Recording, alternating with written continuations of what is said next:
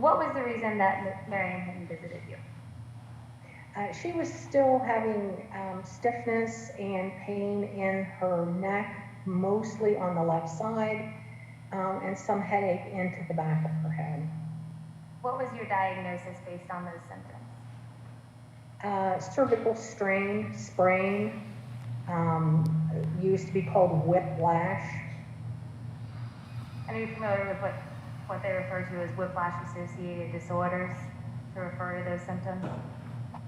Yes, it's after a fall or after an accident when there is a sudden forward and then backward motion.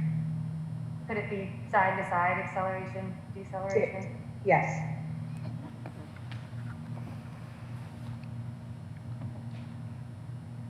What was your treatment plan for Marianne? My treatment plan was to give her prescription strength anti-inflammatories. I recommended possibly a deep tissue massage, and I referred her for physical therapy. Did Marianne ultimately go to physical therapy? Yes, she did.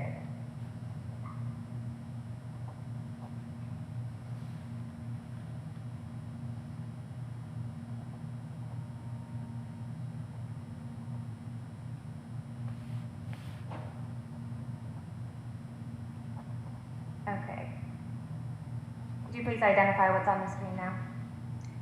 That is the plan of care for physical therapy for her neck pain. Now I'd like to move the admission of plaintiff's exhibit number 3. No objection as long as we admit unhighlighted, clean versions. So over the course of 2 months, Marianne went about 10 times to physical therapy. Does that sound right? Yes. And would you say by review of these records that she was improving?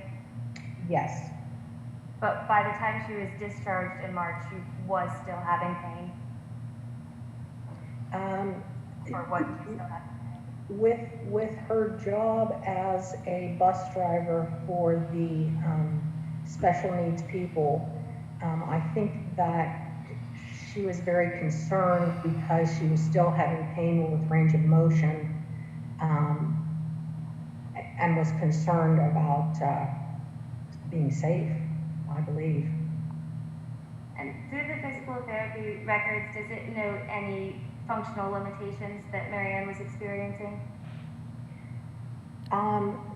They felt that all of her goals were met.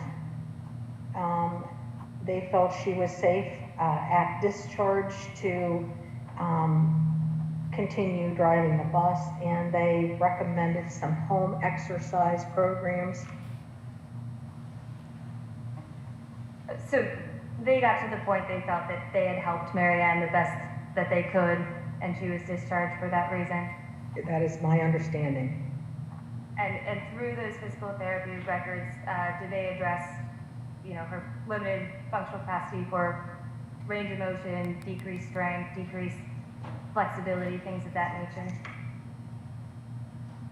I have 2 papers from them. The first one is when they first saw her in January 17th of 2018. And then I have one from March 5th of 2018 when they discharged. In the beginning, there was a lot of, they state decreased range of motion, strength, flexibility, and the hypermobile cervical and upper thoracic spine.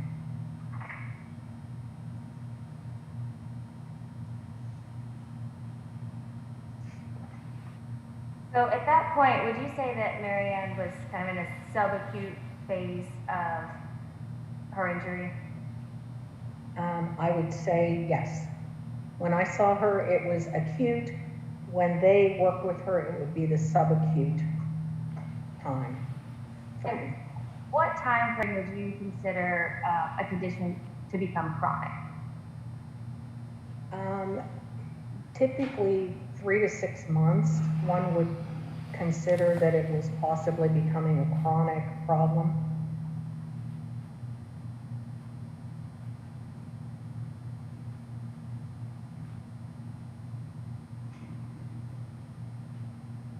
And then you have seen Marianne since January 10th, 2017, because you're her primary care provider.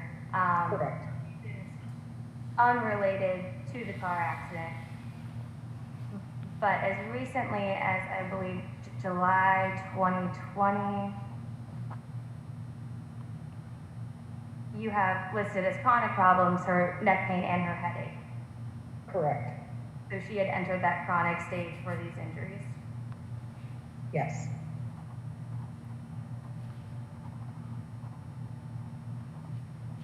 And do you dispute any medical literature that suggests that some people are predisposed to the chronicity of these whiplash type injuries, such as gender, that females are more likely to have longer lasting effects or permanent disabilities?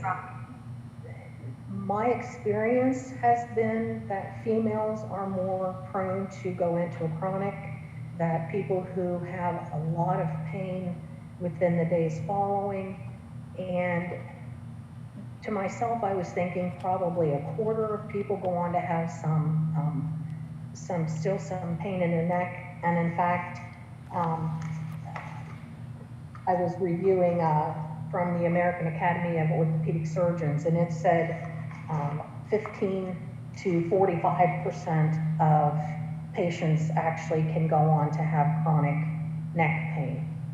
So up to nearly half of people with these whiplash type injuries. Correct. And then also her age is probably a predisposition to chronicity of this injury as well. I believe Her age and her sex. And would you consider whiplash a common injury associated with motor vehicle accidents? That's typically not a medical term that we use, but yes, the symptoms, that mechanism of injury is very common with a motor vehicle accident. And you mentioned the mechanism of injury.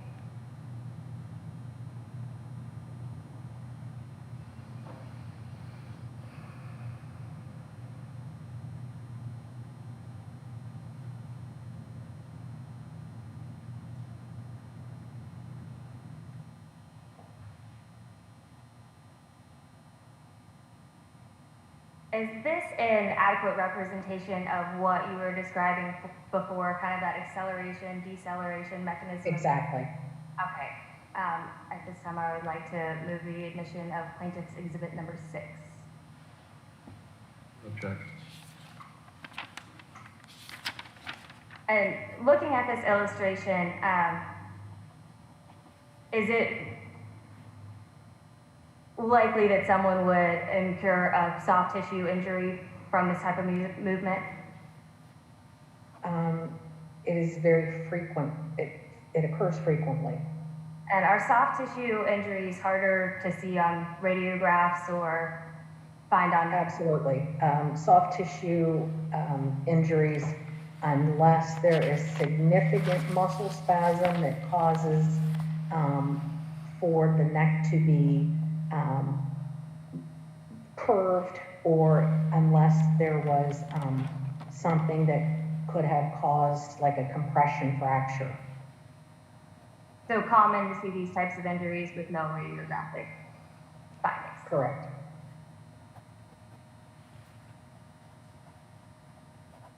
So given that, do you use subjective findings to diagnose your patients? Absolutely.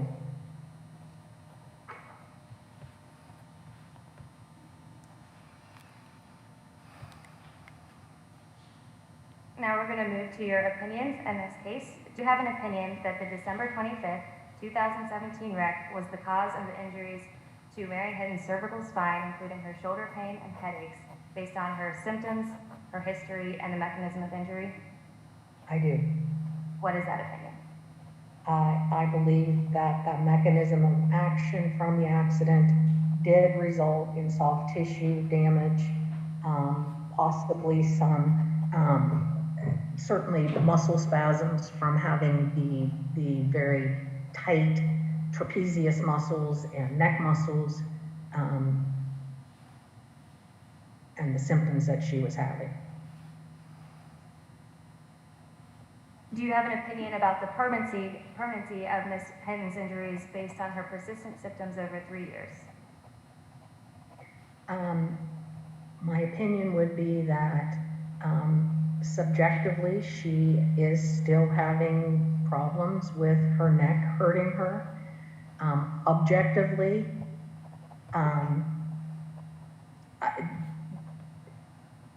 I guess just because I can't palpate something doesn't mean that, I mean, pain is what people say it is. Okay, so I understand you to be saying that she can and does, based on her symptoms, have residual issues from this injury that are not always able to be felt touched by others. Correct. And are both of these opinions to a reasonable degree of medical certainty? Yes. Do you have an opinion that the treatment which you provided to Ms. Hinton was reasonable and necessary for diagnosis and treatment of the injuries for which you diagnosed Ms. Hinton? I do. What is that opinion? My opinion is that anytime somebody has that type of injury, that physical therapy and pain control, muscle relaxants, non-steroidal anti-inflammatories are the course of action. Now, if there were red flags of numbness, tingling, weakness of her arms, then that would have led to me doing an MRI of her neck. Do you have an opinion based upon your treatment or review medical records that all treatment Ms. Hinton received was reasonable and necessary for diagnosis and treatment of injuries for which you diagnosed Ms. Hinton? Yes. Have you rendered a bill for your services?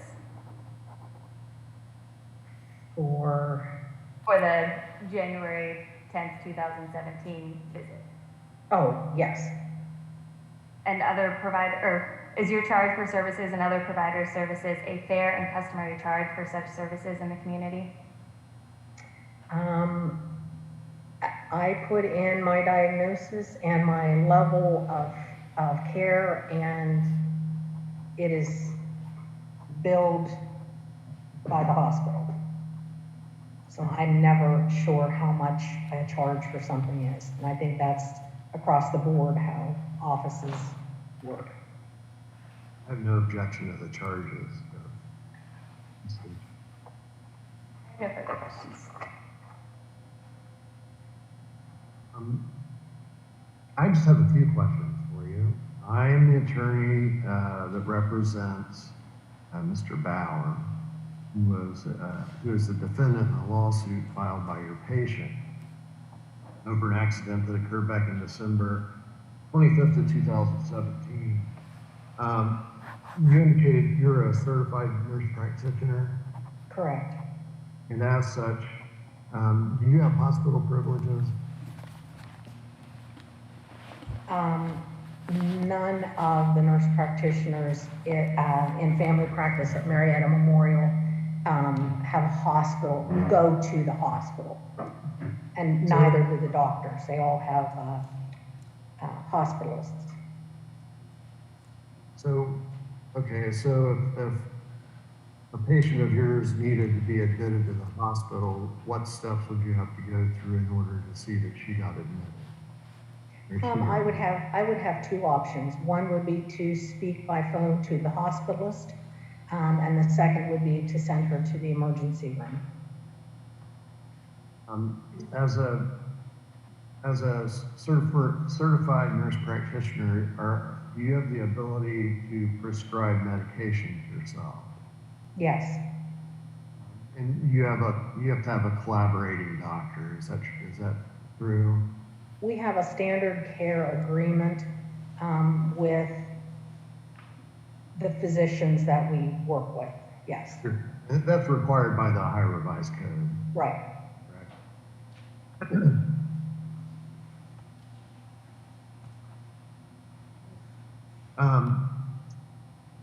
I think you talked about this during direct, and that is that x-rays really don't show much in the way of soft tissue damage in a traumatic incident such as this one. Is that fair?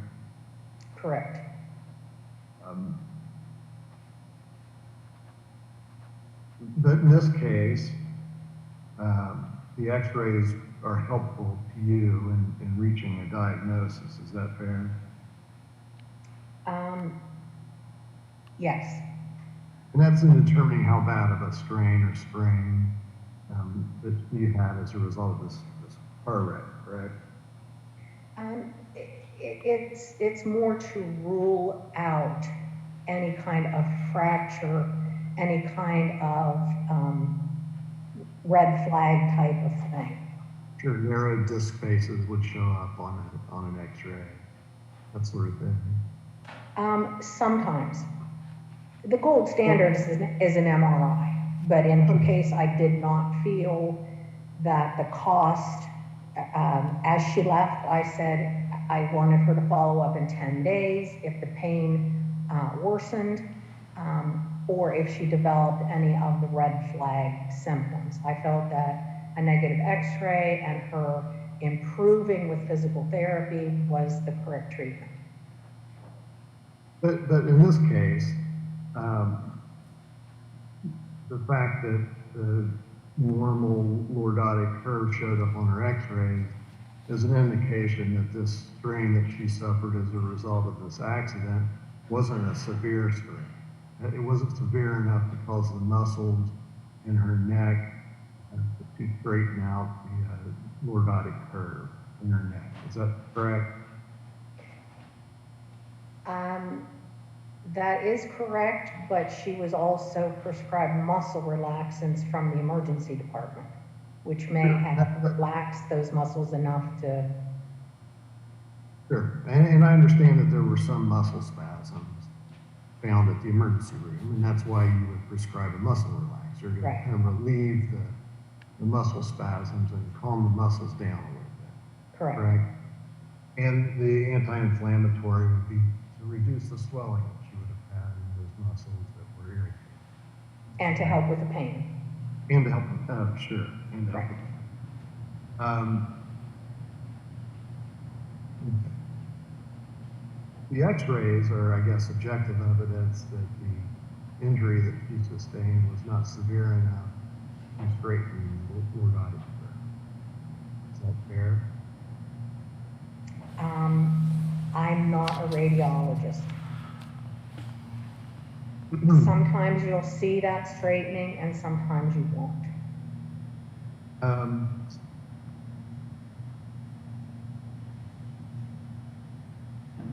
You saw her maybe 15, 16 days after the accident. Correct. I think you said January 10th. Is that right? Yes. And when you saw her, you thought the prudent thing to do would be to go ahead and get her started with some physical therapy. Yes. And she did that, correct? Correct. And at the end of it, I think one of the last notes or the last note indicated that she was doing really well in the physical therapist. Correct. If I think you mentioned this before, that if she's continued to have problems or certain red flags came up, you would send her out for an MRI. Would that be the next step if she continued to have problems that she related to this accident with respect to her neck? It certainly, if somebody goes, and physical therapy is very good at letting me know if people are not progressing or if they're finding anything worrisome in their exams when they're seeing the patient. I typically don't do an MRI because of the cost, unless there are neurologic findings. You would agree with me that even in women her age, most people who suffer a mild cervical strain would recover from that within 6, 8, 10, maybe 12 weeks following the traumatic event. The majority of people's symptoms are resolved in that time.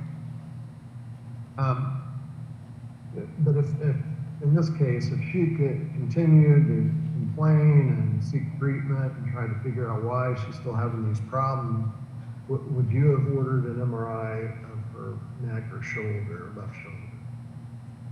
Just kind of figure out what it was that was causing her continued complaint, or to rule out something that may be causing those complaints, or rule something in.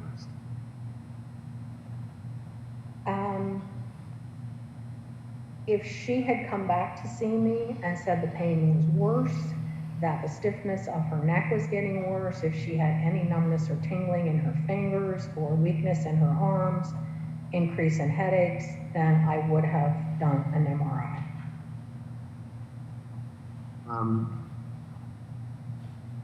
And I guess kind of depending on those MRI results, she may have been referred out at that point to an orthopedic surgeon or a neurologist or neurosurgeon. Right? Typically neurosurgeon. Now, with this, you would agree with me that Mrs. Hinton's complaints are muscular in nature. There are problems that people can get in the facet joints from that type of injury that cause them problems long term. Some people, as you said, within 6 weeks, they never look back, everything's fine. Other people will have a nagging, especially the more they're turning their neck, that using muscles and such, can continue to have problems. And there's honestly no way of knowing right away how they're going to do. And when she would come in for her other office visits after that, most of them were to deal with her other health problems that have nothing to do with the accident. But obviously she mentioned that her neck was still bothering her some. But not to the point where she was asking for narcotics or thinking about or neck surgery. That's the last thing that I usually recommend for people. Sure, you go, and in this case you did. You went the conservative route first to Correct. see if that helped her out. And that consists of, some mild medications and physical therapy. Or chiropractor or whatever, those types of things are more conservative in nature. Sure. I guess in this case, at no point did anyone ever talk to her about potential surgery or anything? No. Have you referred patients out to orthopedic surgeons or certified orthopedic surgeons? For neck, it would have been neurosurgeon. But yes, I certainly do, but only when they have ridiculous kinds of things with the numbness, tingling, and we have an MRI that shows that there is, stenosis. And like you mentioned, the facet joints, and those you can usually, a lot of times you can see arthritis or other changes with those facet joints on x-ray, because it's really kind of a bony part of the body, facet joints. Is that a fair statement? If they have significant problems with the facet joints, then you will see it mentioned at times on an x-ray.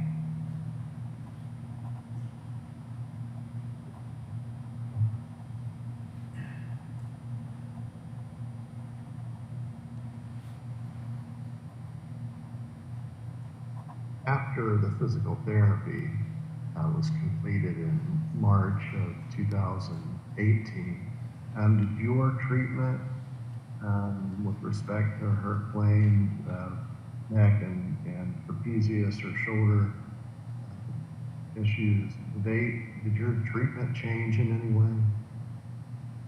We did not do any further treatment.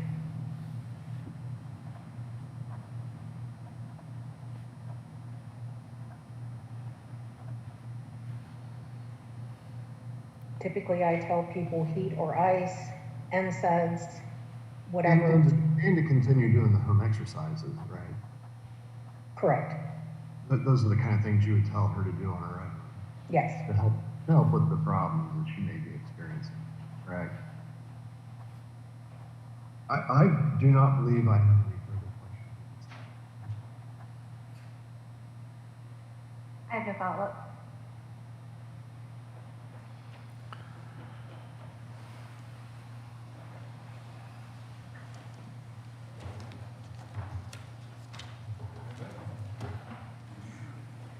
Okay. Plan to call their next witness.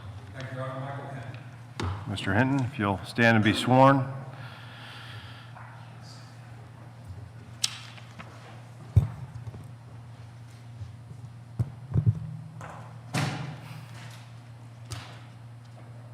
Do you swear that the testimony you're about to give will be the truth, the whole truth, and nothing but the truth, so help you God? Please have a seat.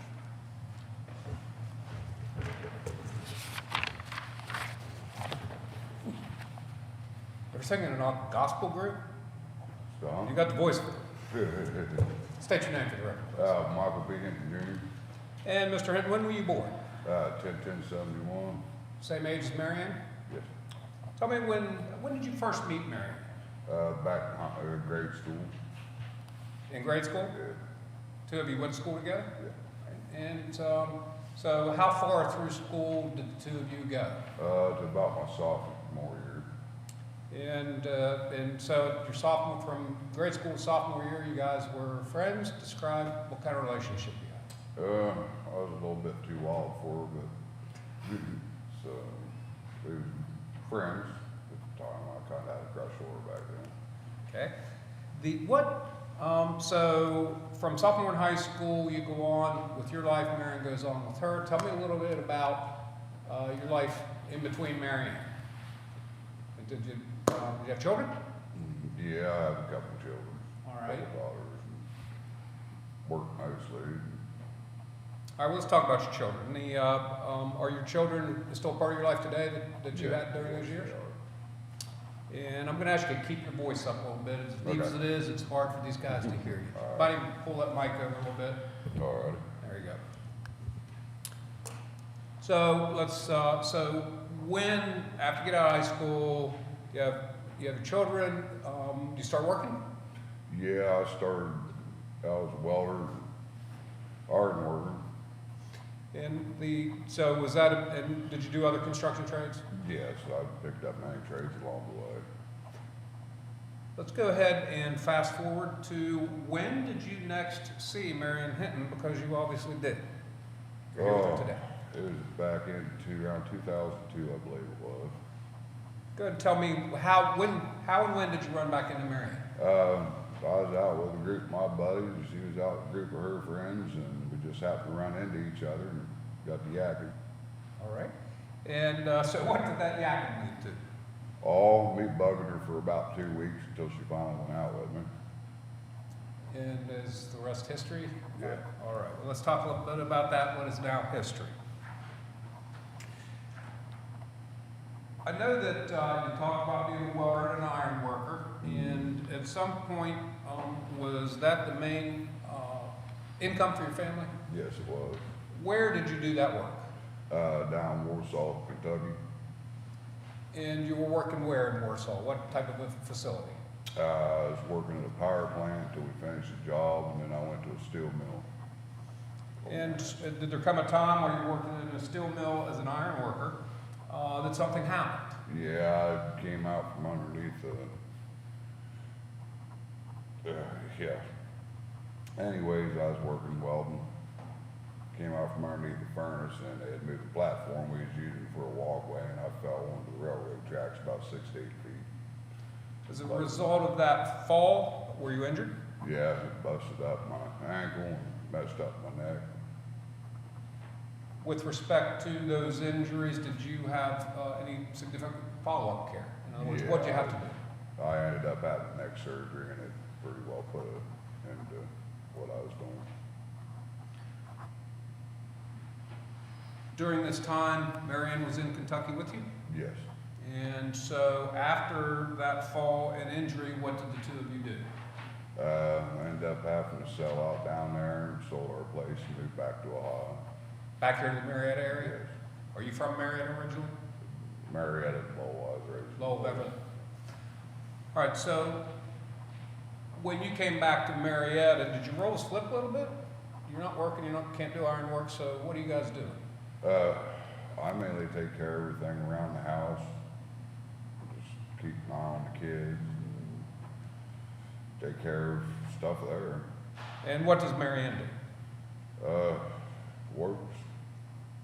Do you know a little bit more about it than that? What kind of work does she do? I mean, I didn't realize, and the jury already knows she's done different things within the same employer, but what's she do now? She still drives a bus and takes care of the folks that she cares for. So also along the way, you mentioned taking care of kids. Have the age of the kids changed much in the last few years? Yeah. Tell me about that. Our kids growed up and we ended up getting our niece, which is, we've had her for 3 years now. I pretty much take care of her. And how old is Whitley? She is 7 now. And is that in the foreseeable future, the care arrangement for Whitley that you Yeah, see? she's gonna be with us, I figured. I want you to talk a little bit about financials. All right, so first of all, Marion works full-time, correct? Yes, And she gets paid, and we'll talk with her a little bit about that, but she gets an hourly employee. yes. Did her job, and particularly in the time we're talking about in 2017, did she have health insurance? No, And so, to your knowledge, the bills that are related to this car wreck are still on hold. yes. So describe just kind of, how you guys go week to week as far as meeting your financial needs in your family.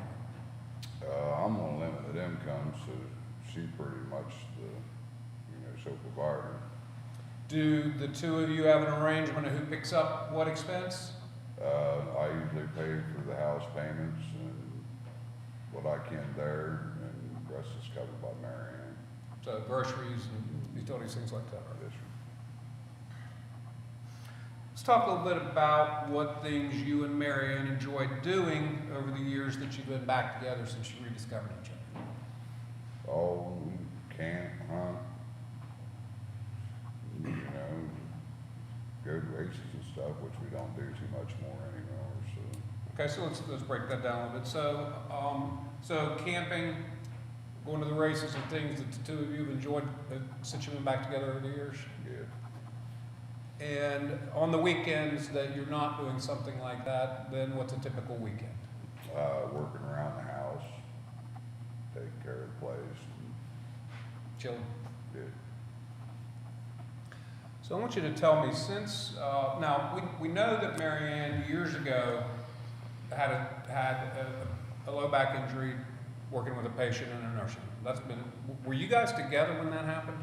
No, I don't believe it was. So you don't. So that kind of predated you. That was before, yes. And when did you guys get back together? It was around 2002. Then after this wreck, something else happened with respect to her right shoulder. Do you remember that? That's been more recent.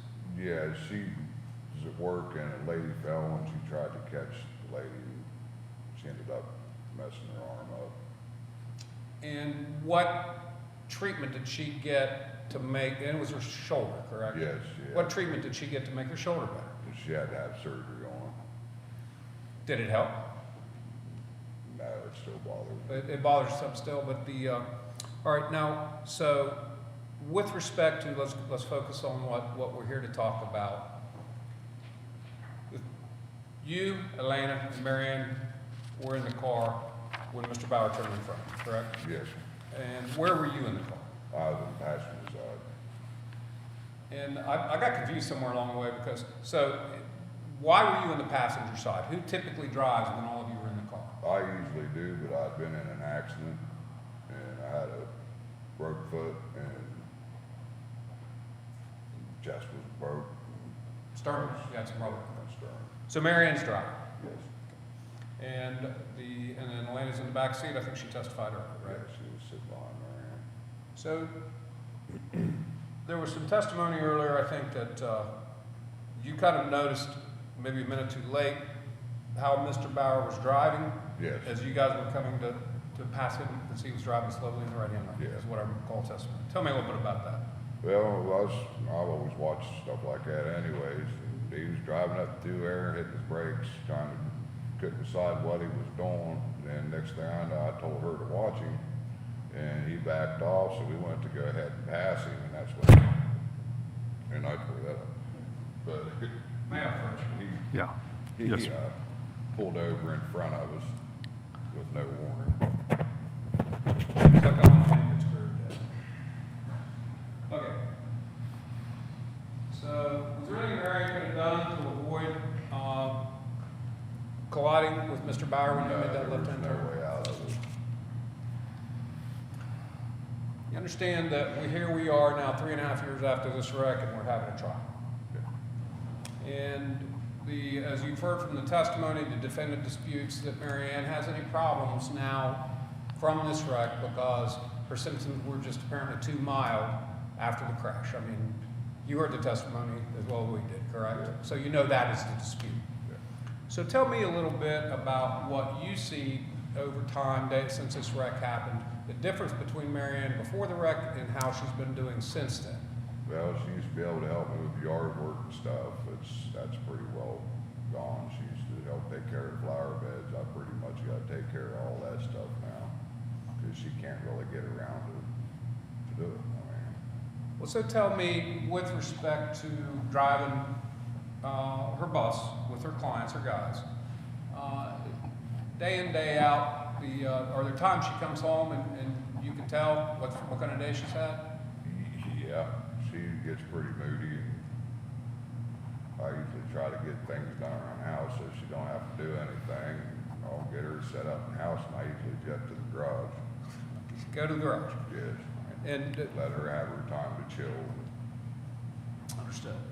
So,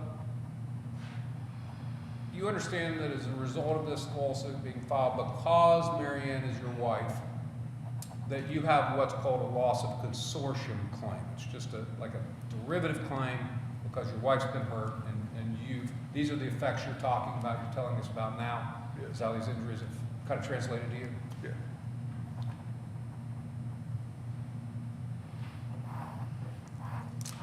So, Devin's reminding me, thank you. Let's back up, because I think this is important to understand for the jurors.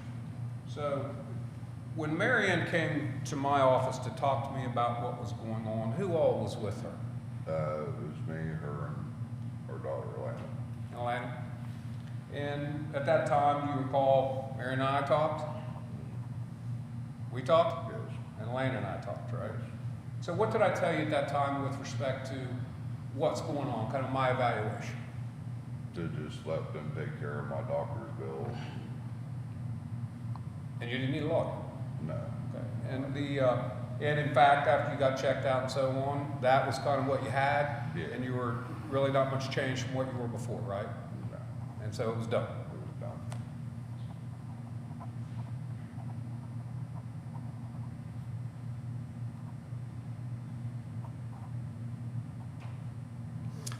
So, we talked again on this, I think with the instructions that the jury will have about consortium. So, I don't want to misstate to the jury. This loss of consortium is a legal claim you understand you have because your wife was hurt, correct? Yes. And beyond what you described, that some chores have been reassigned, that you kind of give her space and try to help her out as best you can, and that she's moody sometimes, all right? So does that generally make up the change in your world with respect to Mary Ann? Yeah, it does. I mean, we can't do a lot of things we used to together, so, it makes Any question in your mind after this wreck, who suffered the most from it? she did. I think that's all the questions I have. Thank you. Cross-examination. Mr. Henton. I'll just introduce myself. I'm John Hass. You've probably heard that several times now. Yes. We've not met before, No, sir. You're aware of your wife has had some ongoing medical issues over the years, correct? Yeah, She's had the low back complaints. I think you said that was before. She had that when you guys got back together. yes, sir. She was diagnosed at some point with diabetes.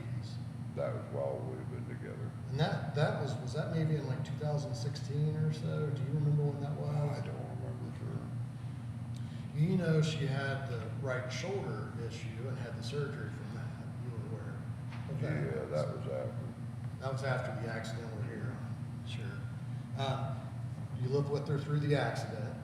Yes, You yourself you suffered a broken sternum from a car wreck. That was a pickup truck, like you went off the road or something? yes, sir. And you had a job injury that put you off work. Yes, it permanently. Yeah. So you're on some kind of disability now? Yes, sir. Are you on disability what's the nature of your disability? I can't lift anymore. I can't do the functions that I was able to at one time. Okay, so you're unable to go back to work at your former occupation.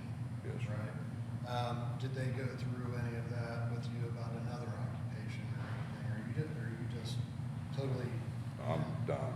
totally and They- permanently disabled? Yes, they told me I'm done. And so you were hurt. Yes, And through all of that,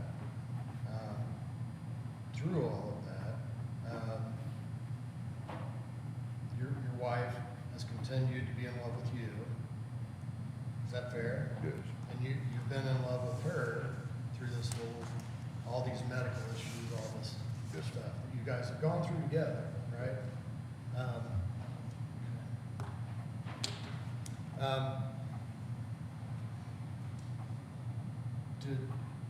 Did your wife miss work as a result of this accident we're here on today?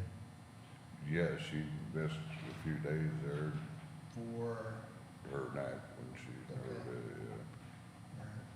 it. since March of 2018, has she missed work due to this accident?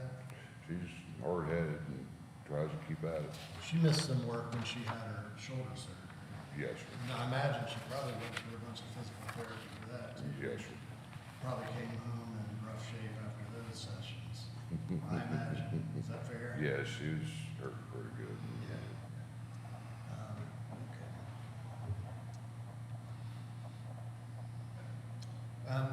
Were you aware whether nurse practitioner Miss Longer or the physical therapist or even the emergency room put any limitations on your wife's ability to, I'm sorry, are you aware whether the emergency room, the nurse practitioner, or physical therapy put any restrictions on her ability to drive the bus? Not that I know of. That's all the questions that I had. Thank you. Thank you. Any redirect? Nothing further, Judge. Thank you, sir. You may return to your seat.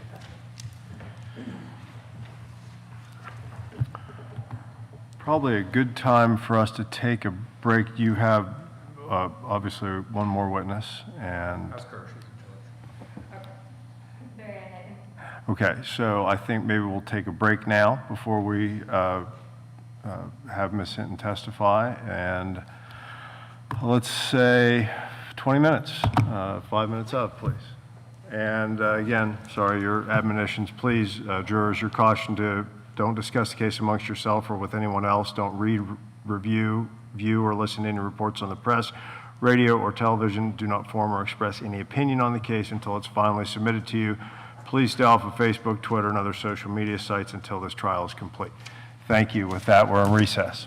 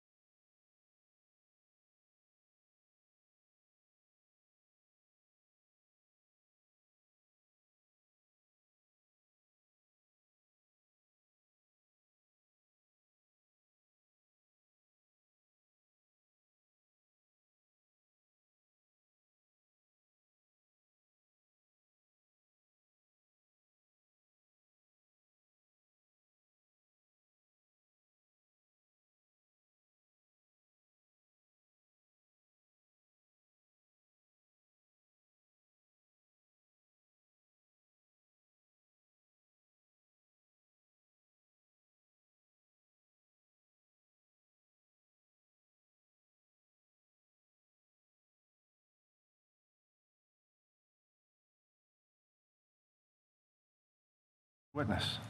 Plaintiff calls Mary Ann Hinton to the stand.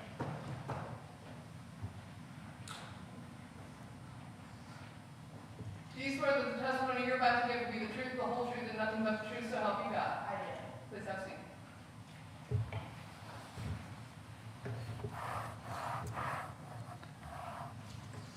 Initially, I'd like to move to admit all plaintiff's exhibits that have either been admitted through the testimony that was virtually submitted through Dr. Holzapfel and Jane Nysonger, or stipulated to. And that's plaintiff's exhibits 1 through 6.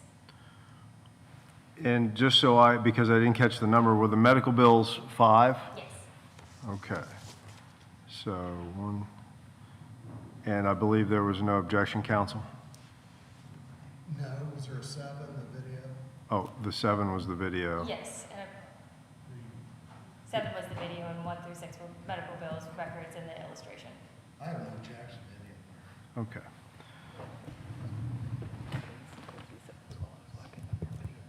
Okay, Mary Ann, could you please state your name for the record? Okay. 2 is the medical records of Jane Nysonger. So 3 and 4 I only got 3 for the physical therapy, removed the objection, removing the highlights. I didn't have a 4, but I assumed they were other medical records. They were also Nysonger, but the more recent records. Okay. And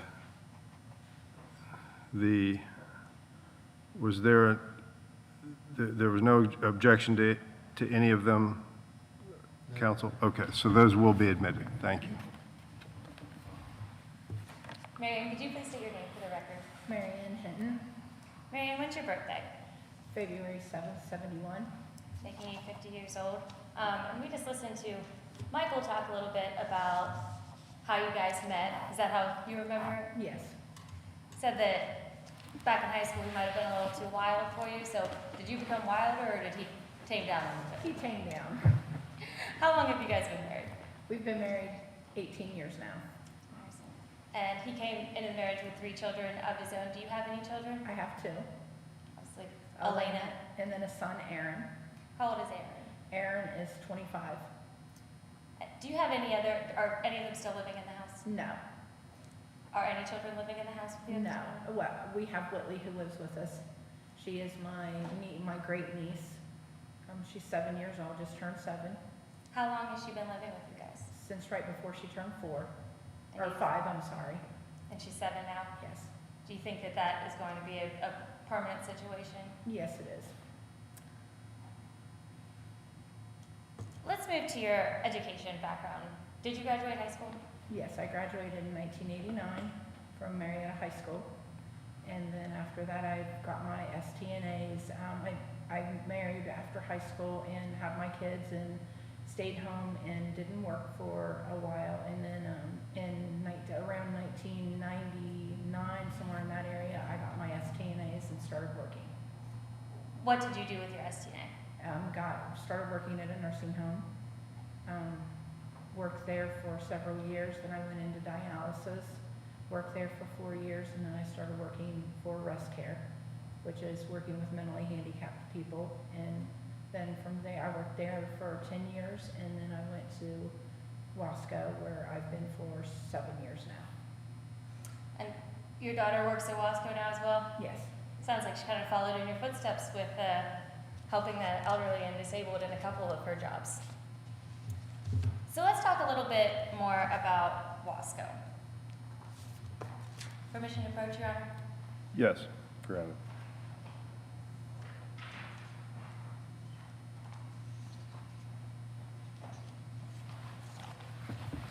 Thank you. I am handing you what is marked as plaintiff's exhibit number 8. Do you know what that is? That's the bus I drive. Move to admit plaintiff's exhibit number 8. No objection. It'll be admitted. So when you started out at Wasco, were you driving a bus then? No, I worked in a room, just helping as a DSP, which is just helping people with their daily needs, like jobs and stuff, learning jobs and job coaching and things like that. And I worked there for a year in the building, and then I went into driving after that. Rest care, you were home health aide at Rest Care, or It's called a DSP also. also a DSP, so similar type of Yes. work? Okay. And what was the reason that you switched from Rest Care to Wasco? Better hours, more pay, and there was just a lot going on there I switched to this job so I could still be with the same guys that I had been with for the past 10 years. And are quite a few of those guys still with you today? Yes.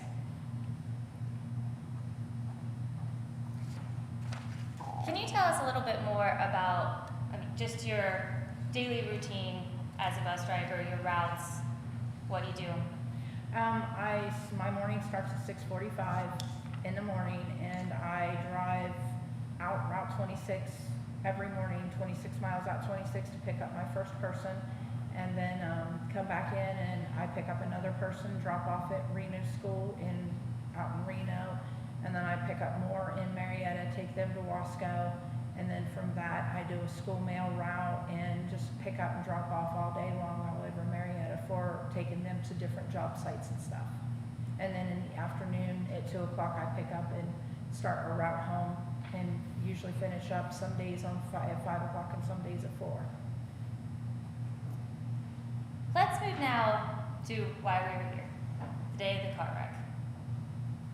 Can you walk me through the events leading up to the collision? It was Christmas Day. My stepdaughter wasn't able to have Christmas Day with us, so we were all getting together to meet up at her house that evening to have Christmas with our grandson, who was a year old at that time.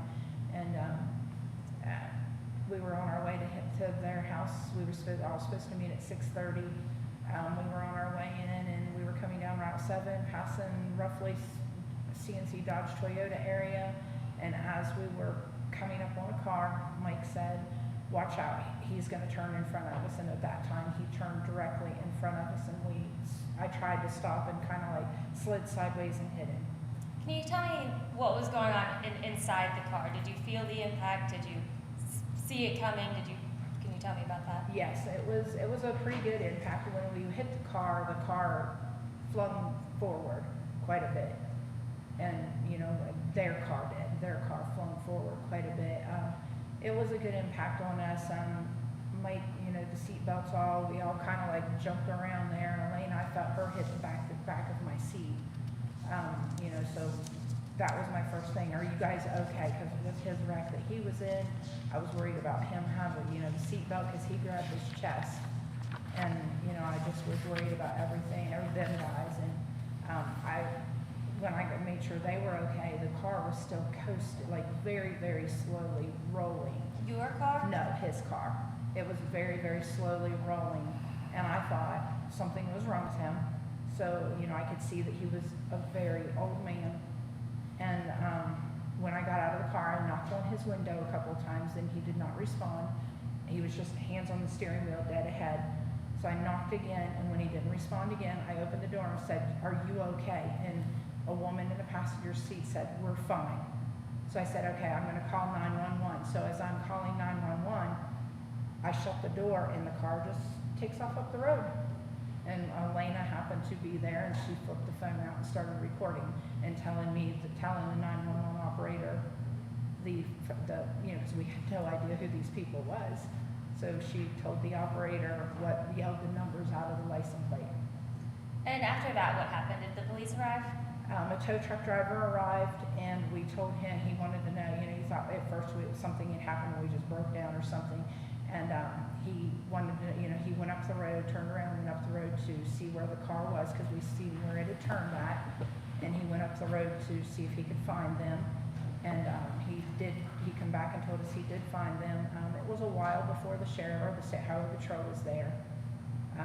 We kind of just sit there because my car was leaking something out from underneath of it. Wasn't sure what it was. He couldn't get out and look at it. So we just kind of waited until the state highway patrol and them came. What happened after the state highway patrol came? The state highway patrol came and the sheriff's department both showed up about the same time, and they went up the road and found his car. And did the ambulance come?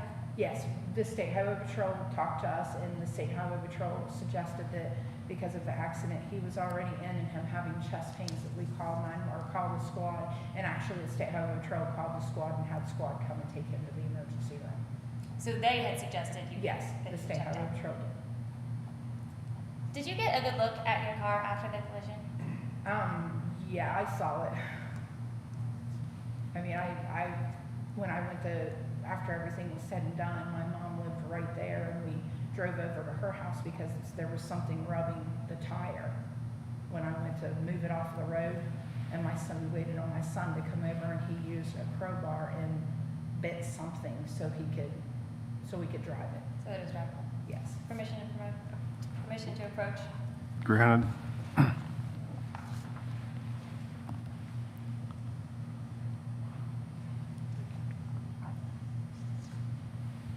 Thank you.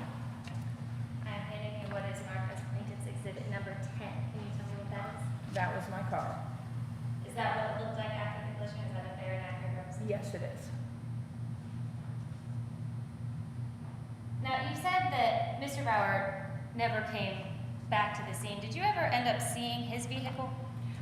We did, only because it was sitting at a impound yard or whatever you call it, where vehicles that have been wrecked are, and it was sitting right on Route 7. Permission to approach again. Granted, continuing permission, counsel.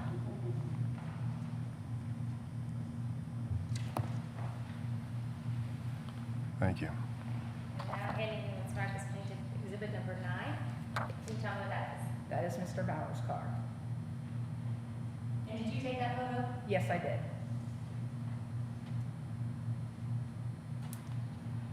So going back to the night of the wreck, Michael is suggested to go in the ambulance to the hospital. Elena has an issue with her knee, and did you end up going to the hospital with them? I was at the hospital, yes, and I was just so worked up. I was worried about him. I was worried about her, and the emergency room doctor asked me if I needed to be checked, and I told him I think I'm okay. I'm just a little stiff, and that's kind of all that was said that night to me. Did that stiffness get any worse through the night? Yes, it didn't get any better, and I thought at first it would get better, and it was just, just from the jar it would get better, and it didn't get better, it just kept getting worse, and I started getting headaches. Are there any other reasons that you decided not to seek treatment that night? No, just because I was so worried about them, and I really wasn't feeling it at that point.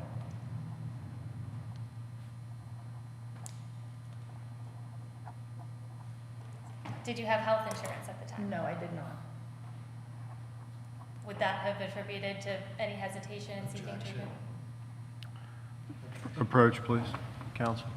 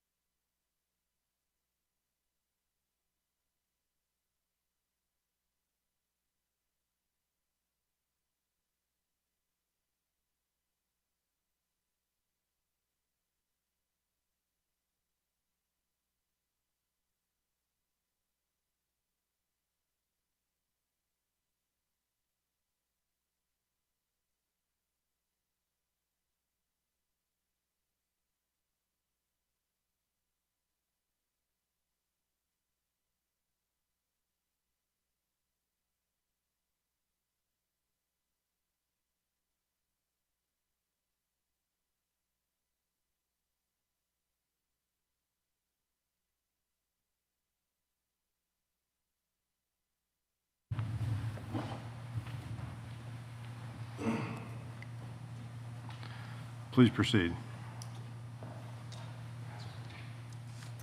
So I'm going to ask that again, Ms. Hinton. Did not having health insurance play a role in any hesitation to seek treatment that night? Yes.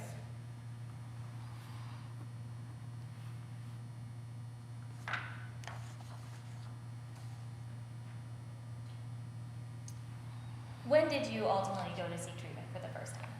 regarding this On the case? 29th, I got off work that day, and I told him, I said, I can't do it anymore, it's getting worse, and I couldn't even hardly turn my neck to drive.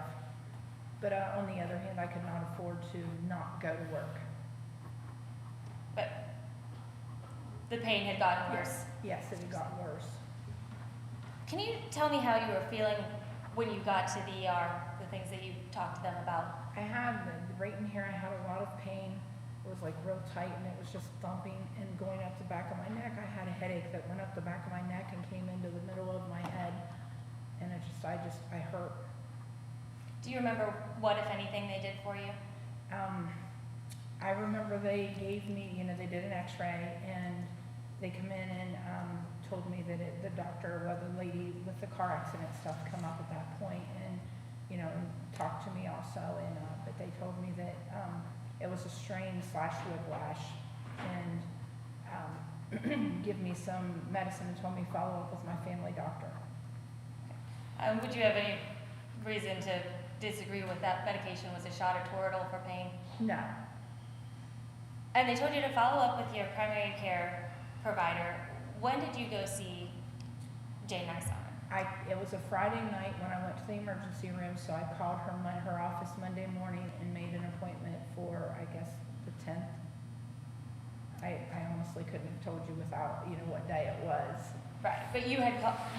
Yes, I called Monday morning. So let's move to that visit. Can you just tell me what happened at that visit with Jane Nisar? I went in and I described what was going on and the pain that I was still having, and she suggested that that it was whiplash at that point, and she did had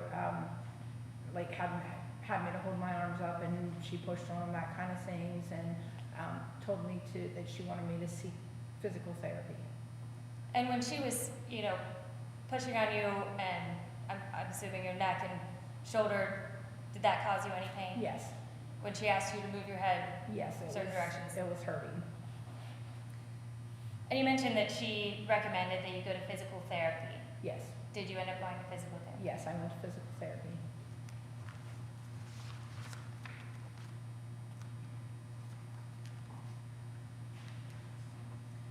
Do you remember talking to your physical therapist about pain ratings from between Yes. 0 or 1 to 10?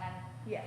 Do you remember those exact pain ratings? No, I do not remember exactly, but I know it was somewhere when I first started. So I'm thinking 4 and 5s, and then If I provided a shortened version of your physical therapy records, would that? yes.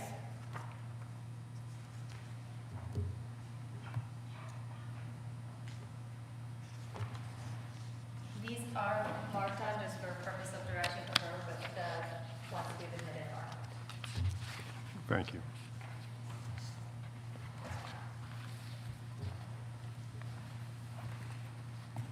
So on your first visit there, which I believe was January 17th, 2018, what was your pain rating at that point?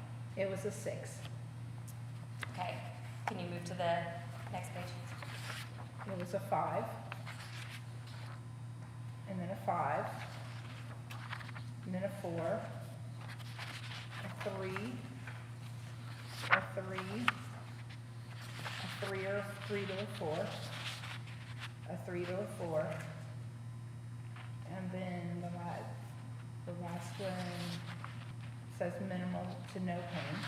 Okay, so your pain, did you progress through Yes, I physical did. therapy? Yes. And there were a few occasions where maybe it went up a little, but had been consistently decreasing. Yes. And that last record, which was March 5th, 2018, I believe, says minimal to no pain. Will you refer back to that last page?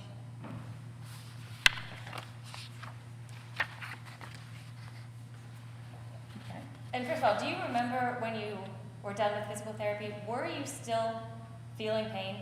Yes, I was feeling pain, but the physical therapist told me that there was really nothing more that could be done for it.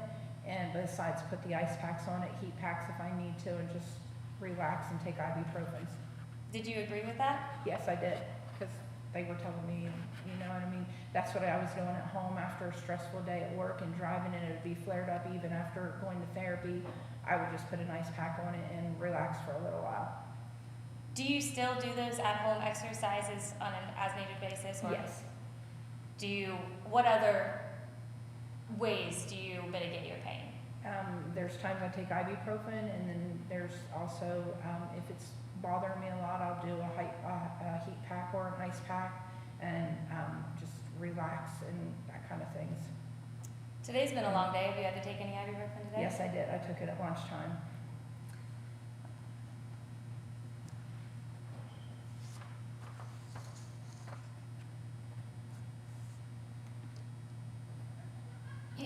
Were you working at Wasco the time? Yes, And working at Wasco throughout your medical treatment? yes, Do you have benefits through Wasco? no. Did you have to miss any work throughout your treatment? I missed, when I went to physical therapy through the day, I would have to miss those. And there was a couple of days that I did miss.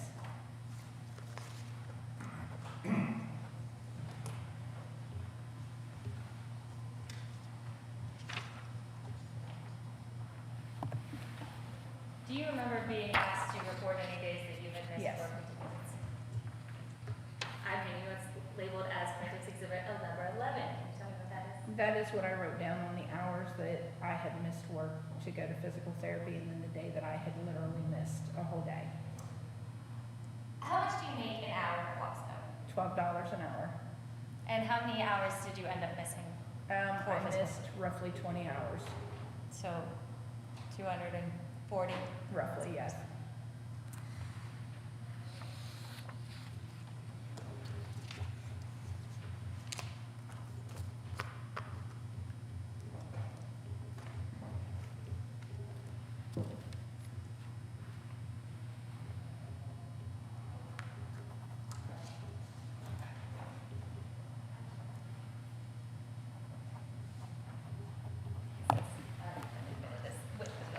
Thank you. I'm handing you what's labeled as Plaintiff's Exhibit number 5. Can you tell me what that is? This is the days or the cost of medical treatment. What is the total amount listed at the bottom there? $6,629.32. Have you paid those bills? No, I have not. Have you received any collection notices on those bills? No, I have not. Do you know why you have not? Yes, because Jim Leach has contacted Memorial Hospital, and the bills that I've told them that I had an attorney and they know that it's being taken care of that way. So Marietta Memorial knows that the bills are pending this Yes, litigation? yes.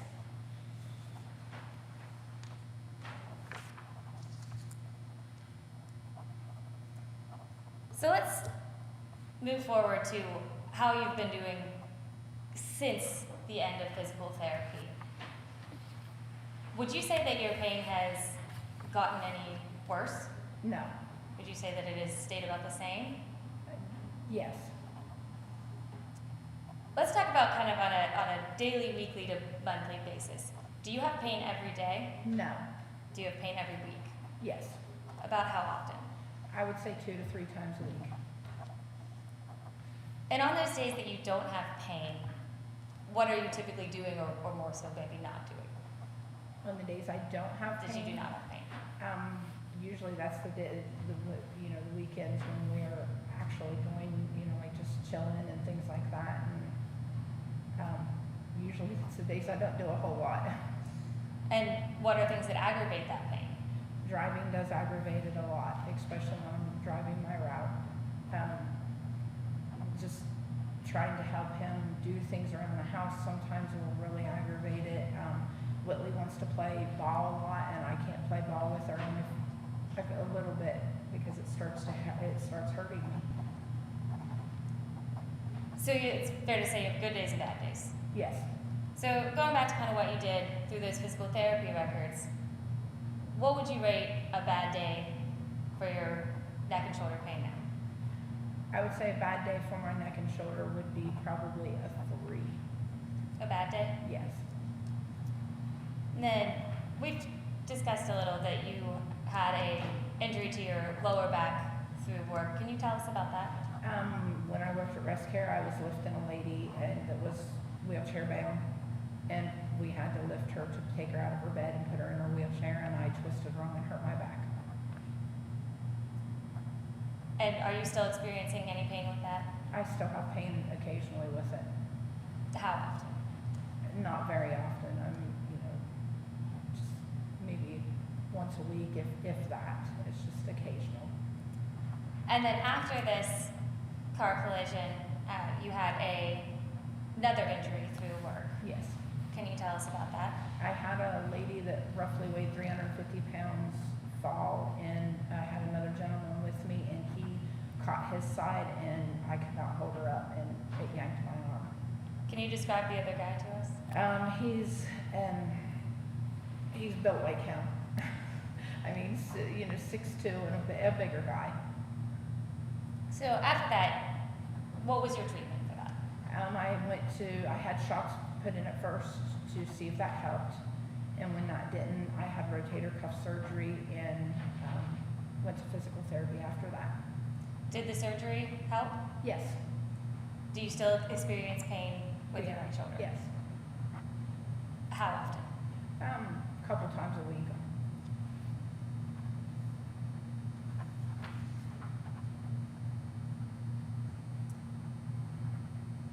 Now, you have not received treatment. Have you received any more treatment for your neck and shoulder since physical therapy? No, I have not. Have you gone back to visit Jamie Asana? Yes. Were those for, I think, diabetes? Yes. Did you ever mention to her any issues with your neck or your shoulder? Or In hands? conversation, yes, we had talked about it, and I'm sure that over several times I had mentioned it. But Just not the primary reason you were there? right. Did you see any physicians at the request and expense of defense's counsel? Yes, I did. Can you talk to us a little bit about that visit? I got there, I went in, sit in his office, sit in a room, was in the room for maybe 10 minutes, and he come in, talked to me, asked me questions, did the, push on my hand kind of thing, poked around on my neck. I did tell him it was sore. He asked me what I did for it. I told him ibuprofen and ice, and he ordered x-rays, and that was last I seen him. So you just saw him for about 10 minutes Yes. total? We've talked a lot today about your position as a bus driver and how that is an aggravating factor for your neck and shoulder pain. Have you ever considered getting another job? No, Why is that? I enjoy what I do. Also, have you considered that, do you think that another job that you could get would also elicit any pain? Or have, I don't think if another job would be any better.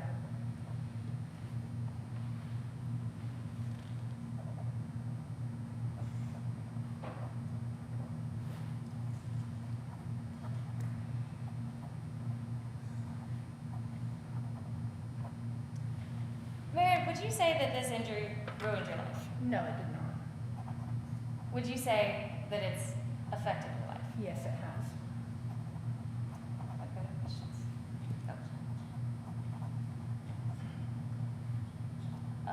This time, I'd like to move into admission all exhibits that I presented during this testimony. 8, 9, 10, 11, the picture, pictures, the hours of rates of pay. This was only for use for direct, correct? Correct. Not any objection? No objection. They'll be admitted. Thank you. Cross. Thank you, Your Honor, counsel. And This is- Attorney Haas, just remember to, I'm going to try to focus on that. Because the day goes longer, my voice goes down. So, okay.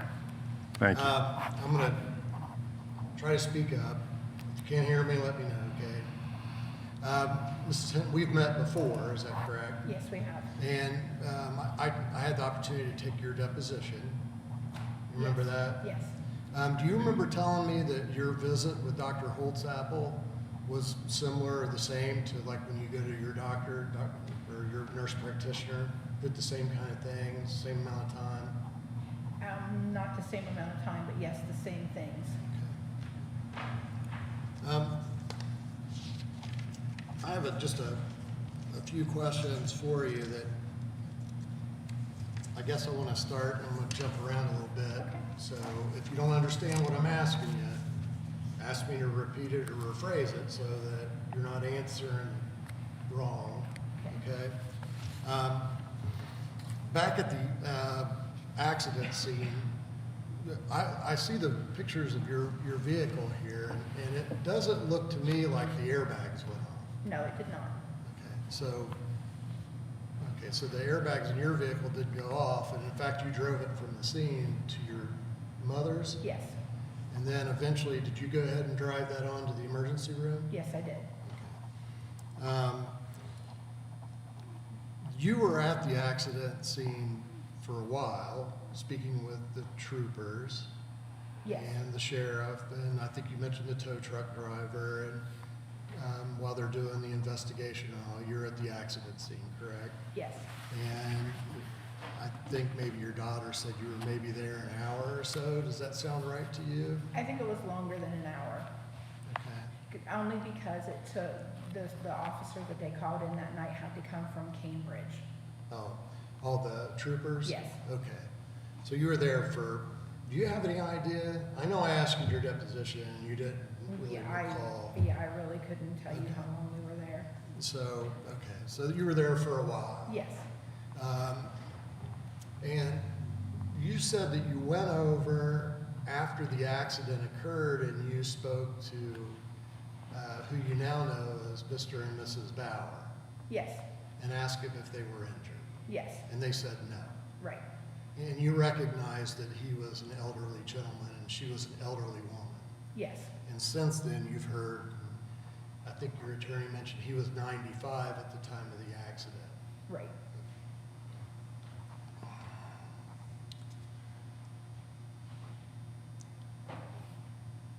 When asked by the investigating officers, you indicated that you weren't injured, correct? Yes, Your husband had another issue about his sternum was broken from a prior accident, and you weren't with him when that accident occurred, were you? no, I was not. But he went ahead, got in the ambulance, and went to the hospital. Yes, Do you know how long you were still at the scene after he left? Can you give me that? I honestly couldn't tell you. Things were going so fast and there was so much, I was just worried about everything going on with him and with my daughter and whether the person drove off even had insurance to pay for my vehicle that was sitting there with something leaking out of it. Sure. Yeah, you got the tag number and he was located. Right, Okay. All right. But the fact that he drove off or whatever happened after the collision occurred, that has nothing to do with whether or not you were injured. Fair? Is that Yes. fair? Okay. It didn't make your injury any worse. no,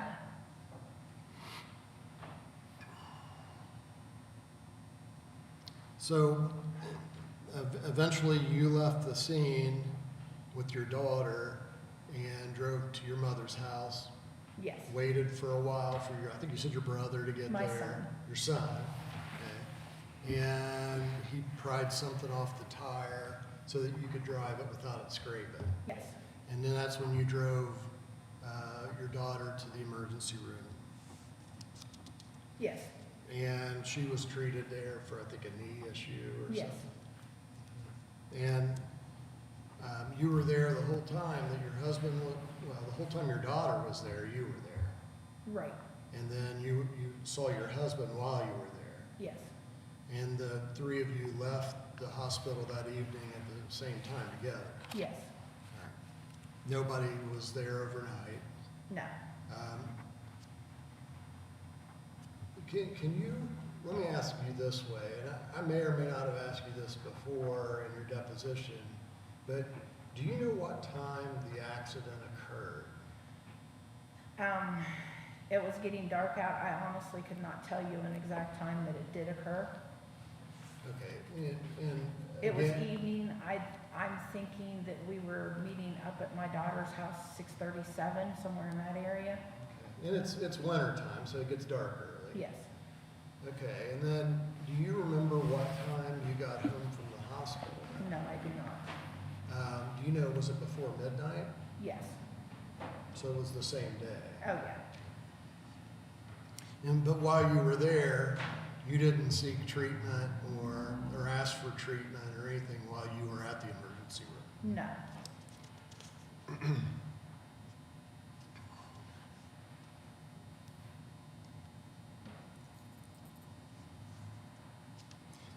The next time you saw it, well, you hadn't saw treatment yet, but the next time that you, well, the first time that you went to seek treatment as a result of this accident would have been December 29th, about 4 days after the accident. Yes. And that's when you went to your nurse practitioner.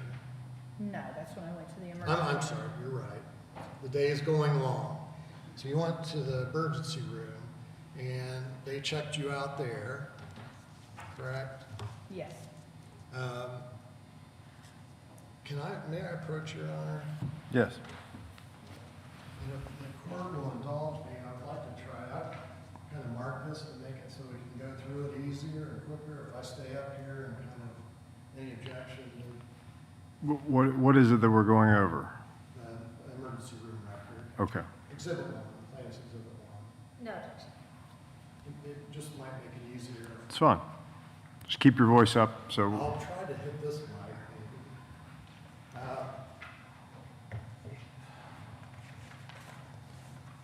I'm just gonna hand you, this has been marked as exhibit 1. Is that, at the top there, does it say, it says, Marietta Memorial Hospital at the top Yes. there. And I think you might have looked at this before with your counsel, but I'm gonna point some things out here to you. Okay. And ask you to agree or disagree with what I'm saying. And if I say something that's wrong, you let me know, let the jury know, okay? Okay. All right, and just make it easier, we can get through this a little quicker. The date on it is December 29th, 2017, correct? Yes. All right, and it's got your name at the top, Mary Ann M. Hinton. Yes. What's the M stand? Marie. Mary Ann's all one Yes. altogether. On the next page, page 2 of the report, you can see I kind of have it highlighted. I don't know if that helps you see it. or Yeah, makes I can see worse. Okay. It says next to neck, it says normal ROM, or range of motion. You see that? Yeah. And that's what that says, correct? Yes. Okay. And it talks about you had some hypertensity in the muscles on the left side of your neck. Yes. And along your left trapezius. Yes. correct? Okay. Bear with me.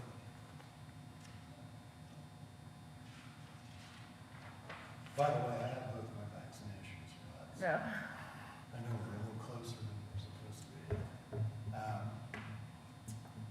On page 6 of the emergency room record, there's notes here from the doctor.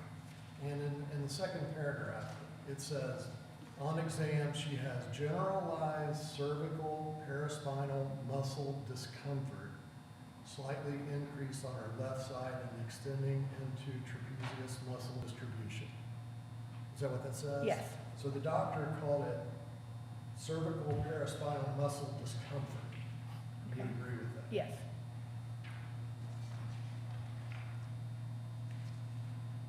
And when you went into the emergency room that day, they x-rayed your neck, correct? Yes. And did anybody go over those x-rays with you or tell you what the results were? No. It's page 1 and part of this exhibit is the cervical spine x-ray. Did you see that? Yes. And again, your name's up here at the top, correct? Yes. And the date is 12/29/17. Yes. All right. So the findings on it are no fracture or dislocation is evident, correct? Right. And then it says the disc spacing looks appropriate. Yes. And then no abnormal paravertebral soft tissue swelling is seen. Yes. And the last finding on the x-ray, or lack of finding, says no osteophyte encroachment on the neural foramen is identified. Yes. Is that what that says? Yes. Can you explain what that means? No. All right. I think all right, so they didn't keep you at the emergency room. No. They let you go home Yes. and they gave you some prescription medicine to take Yes. with you. Yes. And then told you to follow up with your family doctor caregiver. Right. And you did that. Yes, I did. I think you said on Monday you called Yes. Miss Wanger's office and made an appointment. Yes. And they got you in on January 10th. Yes. And she examined you and said, what I want you to do, I'm going to prescribe some physical therapy for you. Yes. And that's what you did. Yes. All right. Some of the numbers that you rated, you talked about under questioning from Ms. Leach about the pain complaints being I think a 6 down to minimal or no complaints. Yes. All right. I want to kind of go through those same kind of records with you. And again, if I can approach, this might make it easier if I can. No objection. Go through this a little easier. That's the medical records again? Plaintiff's Exhibit 3. Okay. Physical therapy. Gotcha. Thank you. Yes.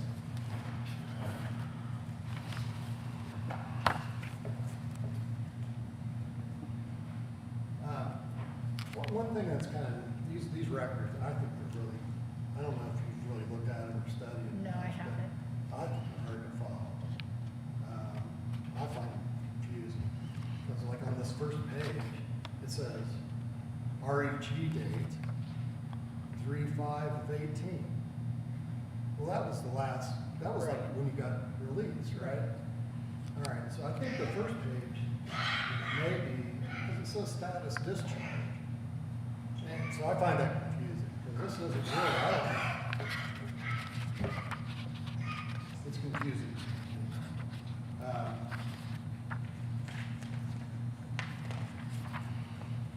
Like you said, your complaints ranged a little bit over the treatment, and it finally got down to where you were feeling pretty good.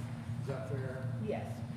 And then, let me, Attorney Haas, I know you're really close and you don't want to blast her, but your back is turned to the jurors, and it's difficult to hear you. I should probably just need extra copies of these. Okay, so I'll try to do this as loud as I can. Maybe if I, Over that way. let's try this. Thank you, Mrs. On, it looks like January 30th of 2018, it looks like they write down kind of what you told them about your complaints when you got there. And that's where they get the number, 4 out of 10. And on January 30th, it was a 4 out of 10, correct? Yes. And then it says, pain is less, and she seems to be doing better. Is that what that says? Yes. And that's kind of consistent with what you said when Ms. Leach was asking Yes. questions, correct?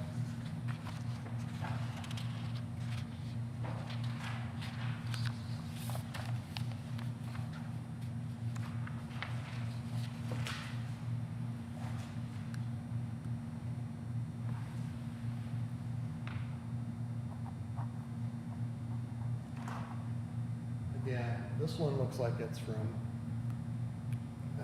February 1st, which would be the next, I guess maybe the next time you were in there. It says,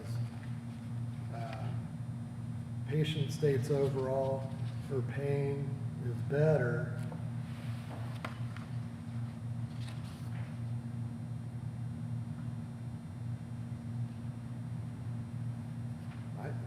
I don't have my glasses on, I couldn't read it. Oh, so if I'm asking you if that's what it says, you wouldn't even know, would you? No, I can read most of it, but that one there, I can't even see it.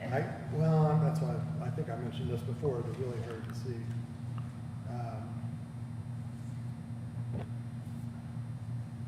We'll move on. Maybe we'll have some better luck reading.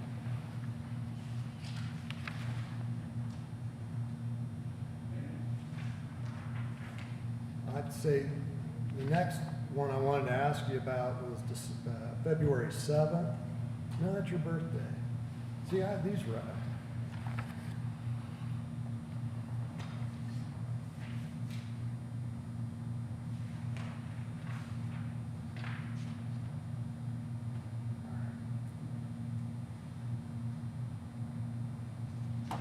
Okay, I found the date, February 8th, 2018. You rated your pain at a 3 out of 10, right? Yes, And then it says, patient states you feel so much better since starting PT. Is that what it says? yes, It goes on to say has one area she still will get pain, but feels a lot better than before. right.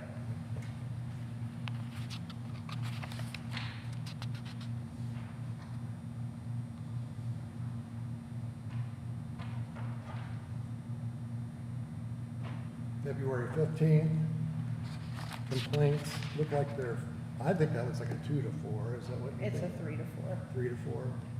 Okay, and then it says, I'm feeling a lot better, in quotes.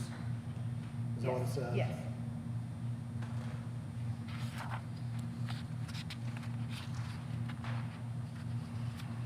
Then we go to, it looked like when I looked through the records, there was one visit you missed, and I think it said due to flooding. yes, And you remember that? yes. Okay. I think we talked about in your deposition, didn't we? We may have. This looks like this date is February 22nd of 2018. And instead of a number, it just says minimal to no pain.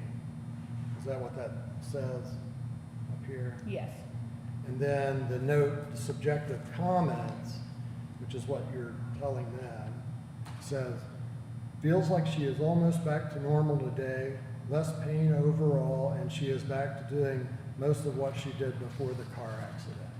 yes, Is that what it says? Okay. And I think there was some discussion, and they said there was a scheduling issue, and you were gonna miss a week, but you would come back, and if you're still doing okay, they were gonna discharge you. I don't remember. The next visit that I had after that February 22nd one was March 5th. I didn't see any notes in between, so that would be consistent with you maybe taking like a week off Yes, for the treatment. They told you, I guess, in this, if you were having problems, to come back during that period of time. Okay? okay, Do you see that? She was told if pain returned to try to get in on the call list for next week. yes. Okay. You didn't go back in because the next No, visit. we were out of town because he had to have a heart catheter done. Okay. All right. So I can ask you the same thing I asked him. You guys have he's had his issues with his fall and car wreck and the heart issue. And you've had the diabetes and low back, and you guys have been through it together. Right, And you both still love each other, yes. right? And that hasn't affected anything. No,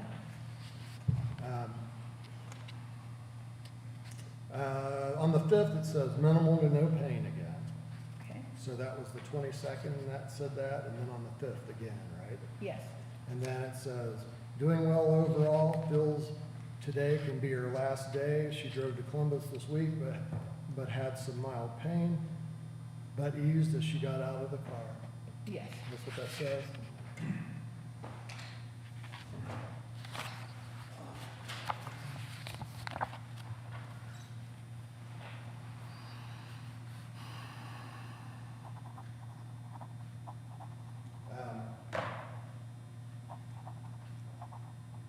One last question for you about these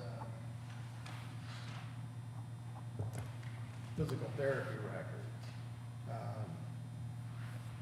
Do you feel like they did a good job for you while you were there? yes, It seems like you were getting better and better as you went along. yes, They're finding, at least on the 5th of March 2018 was that all of their goals, your goals for physical therapy have been met. Right. And that included, one of the goals was patient will increase cervical range of motion to WNL, which means within normal limits, so she can perform work duties and house chores with minimal to no compensation. And that doesn't mean you're doing it for free, it just means you're not having issues so that you can do your job without compensating physically. Right. And they felt that you met that goal at that time. Yes. And then patient will increase, this is goal number 2, patient will increase cervical postural strength to within normal limits so she can perform work duties, house chores, and et cetera with minimal to no difficulty. Is that what that says? Yes. And again, that goal was met, correct? Yes.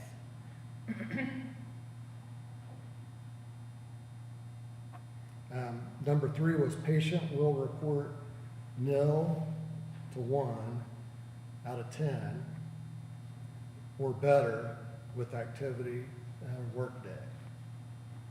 Is that what that says? Yeah. And then goal number 4 was patient will be able to sleep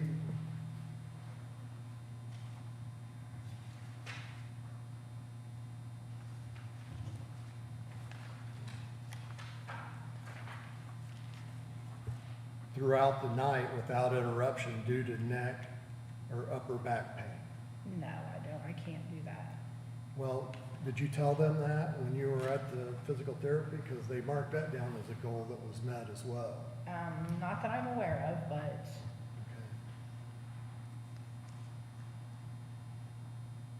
Okay. Okay. And it says patient doing well. This is not necessarily with respect to a goal, but it's just a note here. It says patient doing well and will discharge to home exercise program today. She still has some mild pain at times, but is much better and she would like to discharge today. yes. Do you agree with all Yes. that? Okay.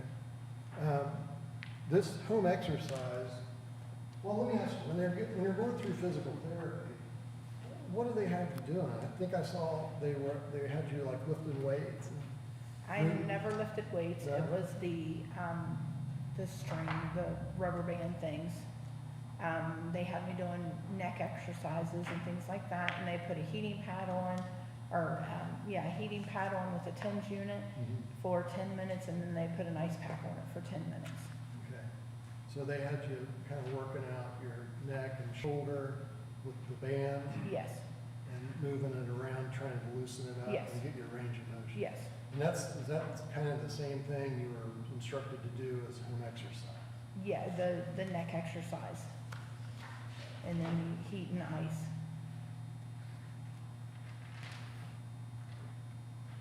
And you did that, right? Yes, You did and I home still do. exercise.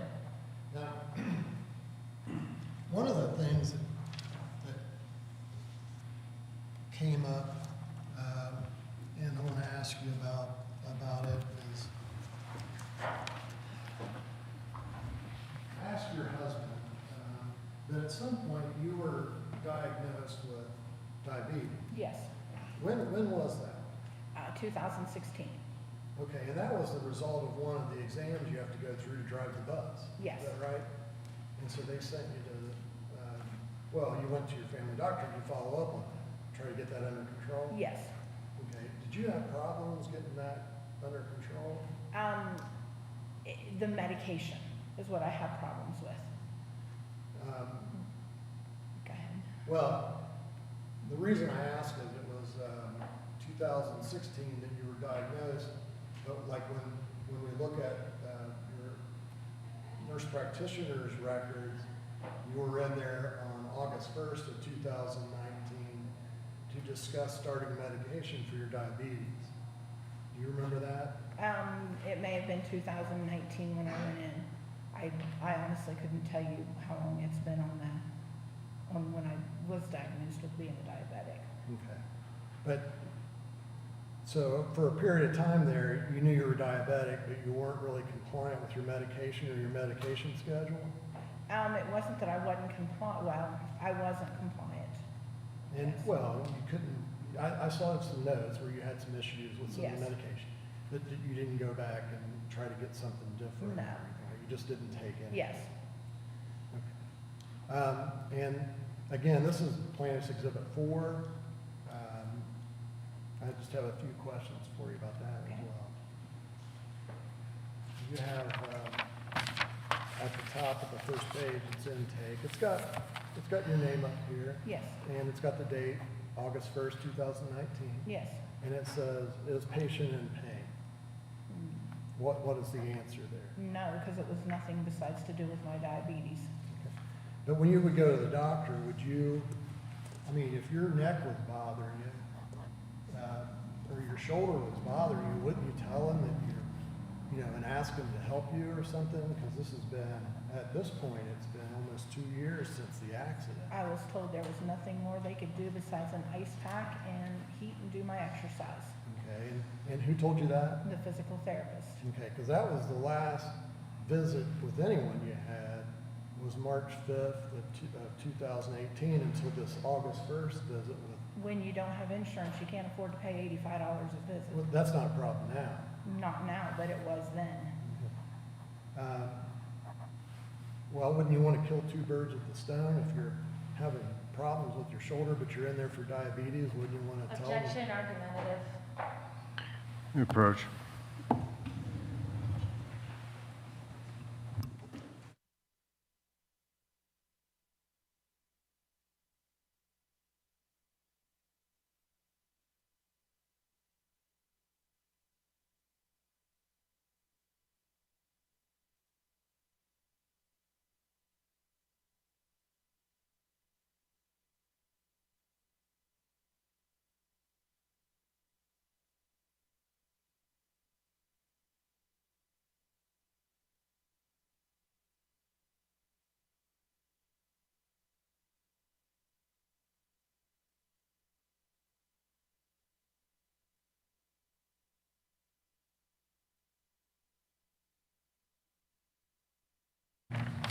The council's asked me to go sit down, so I'm going to hand you Exhibit 4, and we will go through it at a distance.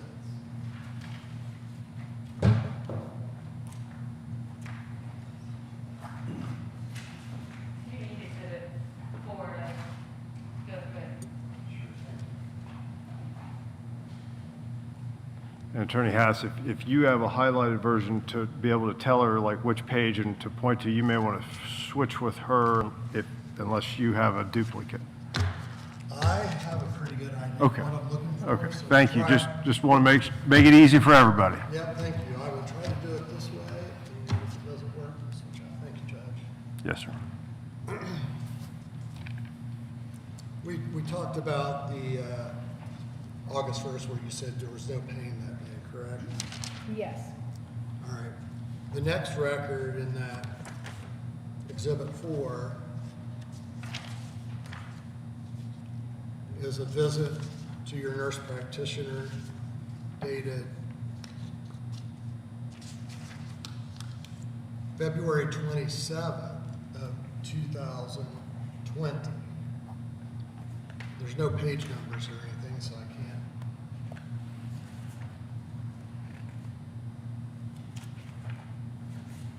Okay. And if you'll go to, let's go to page 4.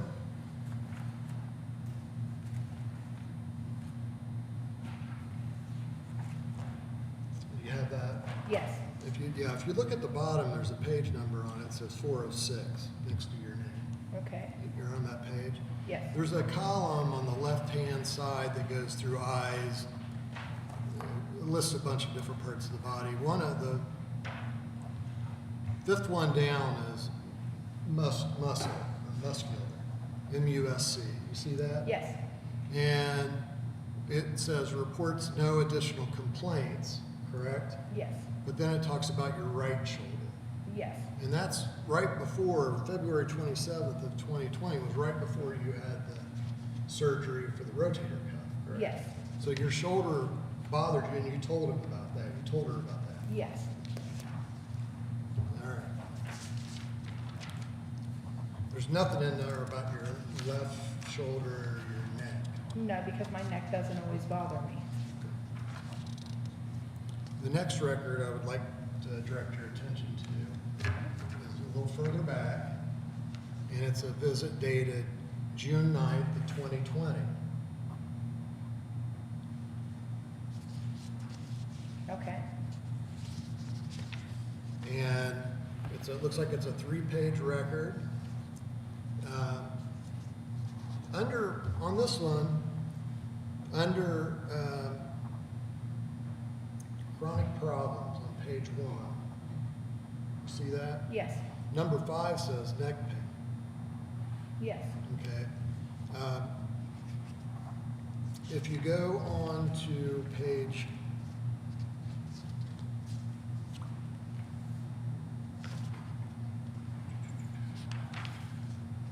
page 2, at the bottom, where it looks like they're doing the physical exam, the 4th item listed there is neck. You see that at the bottom? Yes. And it says normal, supple. Yes. And then it goes on and says other findings, none, correct? Yes.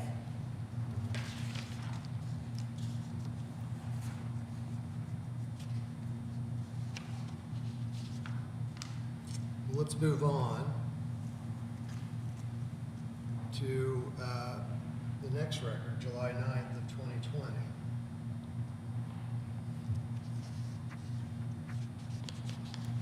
And again, I direct you to page 2 of that one. Okay. Yeah, same kind of thing. It looks like, same kind of record. 4th thing down at the bottom says neck, and it says normal, supple, correct? Yes. And again, it says other findings, none. Yes. You mentioned that, well, if you got that still in order, Yes. all right. On the,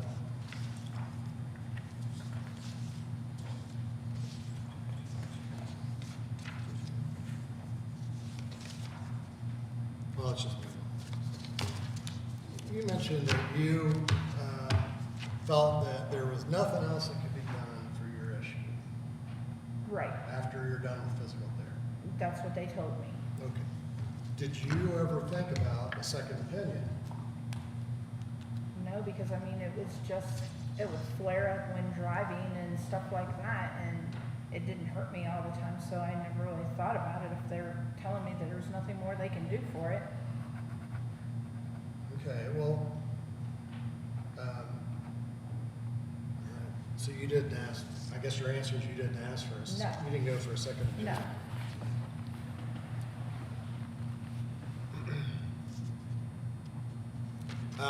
It's my understanding that as far as your job is involved, the emergency room, they didn't put any restrictions on you for work, correct? Right.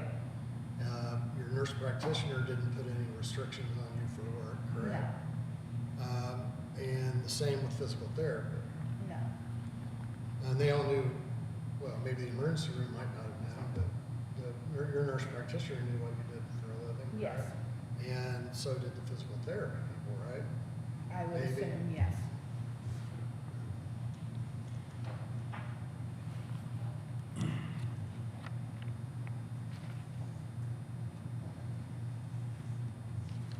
You mentioned your chronic low back pain, and you said that still bothers you on occasion.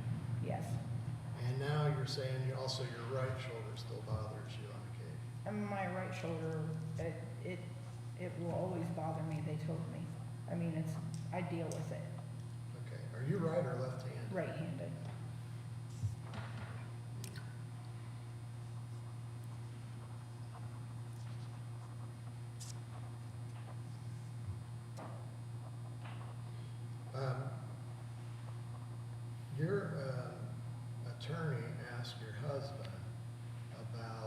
Your attorney asked your husband about you going to see him, and him telling you you don't need a lawyer. You remember that? Yes. When was that? Had you completed physical therapy at that point? No, we had not, and the reason that I had sought an attorney was because when speaking with the insurance company, they tried to tell me I was at fault. And at that point, we had bills and stuff piling up, and I needed to know what to do. So him and my daughter went with me, and we talked to Mr. Leach. Yeah, he told you you didn't need a lawyer. He told him he didn't need a He lawyer. told your husband that? Yes, Were you there when he did that? Yes. Okay, so you're all in the same room. yes, All right, so you don't need a lawyer. Okay. But that was very early on, correct? After the Yes. accident? I have no further questions. Redirect. No regret. Thank you.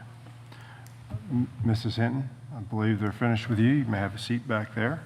you take these with me. Why don't we just leave them there for now, and we'll collect them here in a second.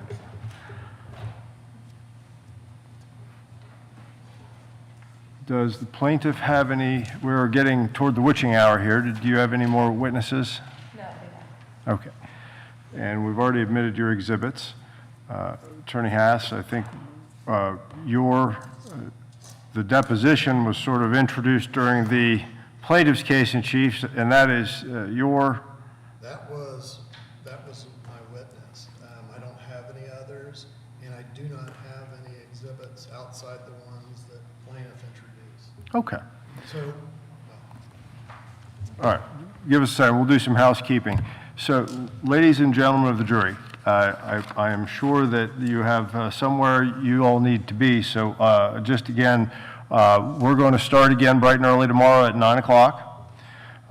You're cautioned not to discuss this case amongst yourselves or with anyone else, not to read, view, or listen to any reports in the press, radio, or television, not to form any, or express any opinion on the case, or until it's finally submitted to you. You're to stay off Facebook, Twitter, and other social media sites until this is, until the trial is complete. We'll start with final arguments tomorrow in the morning, and if there's nothing further, please rise for the jury. Oh, you may leave your face shields at your seat and they'll be there first thing in the morning. Unless, of course, you want to take it home with you.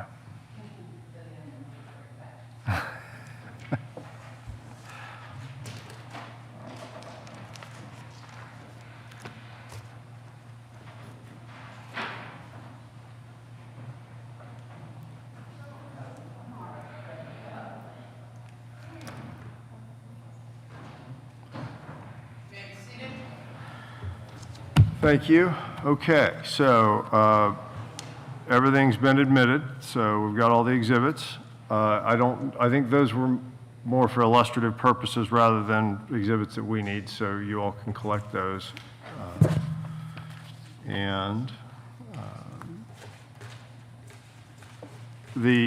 Does everyone have copies of the jury instructions that we have put together based on both of your submissions? So I would ask that you all review those carefully, and if there are any issues, I would like to have people here at 8:30 if we think there's a problem that we have to discuss or change or go over anything in those. That'd be great. So is there anything further that you all need from the court today? Plaintiff? do you want her to rest, and then I can go ahead and rest at this point, out of the... And I guess I sort of did it for you, and I apologize. And that's fine. We'd prefer to rest in the morning, Your Honor. Okay, then we can just take care of that in the morning. Thank you all, and with that, we're in recess. All right.